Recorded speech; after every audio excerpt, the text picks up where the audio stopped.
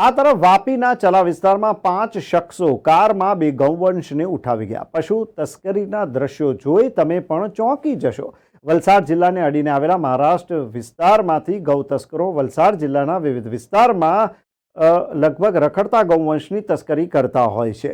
વાપીના ચલા વિસ્તારમાં 19 ફેબ્રુઆરીની વહેલી સવારે બે કારમાં 5 તસ્કરોએ બે ગૌવંશની તસ્કરી કરી હોવાની ઘટના બની. નજીકમાં આવેલી એક દુકાનના સંચાલકે સાંજે સીસીટીવી કેમેરાના ફૂટેજ ચેક કરતા દુકાન બહાર લાગેલ સીસીટીવી કેમેરામાં ગૌ તસ્કરીની ઘટના સામે આવી. ઘટના અંગે વેપારીએ ગૌરક્ષક અને વાપી ટાઉન પોલીસની ટીમને ઘટનાની જાણ કરી હતી. ગૌ તસ્કરીની ઘટનાને લઈ વલસાડ જિલ્લામાં પોલીસનું નાઇટ પેટ્રોલિંગ વધારવા માંગ કરી હતી. ગૌ તસ્કરીની ઘટના ઉપર અંકુશ લાવવા ગૌરક્ષકની ટીમ દ્વારા માંગ કરવામાં આવી અને વલસાડ જિલ્લાને અડીને આવેલા મહારાષ્ટ્રના કેટલાક ગામોમાંથી મોટી સંખ્યામાં ગૌ તસ્કરો વલસાડ જિલ્લાના વિવિધ વિસ્તારોમાં ગૌવંશની તસ્કરી કરતા જોવા મળી રહ્યા છે.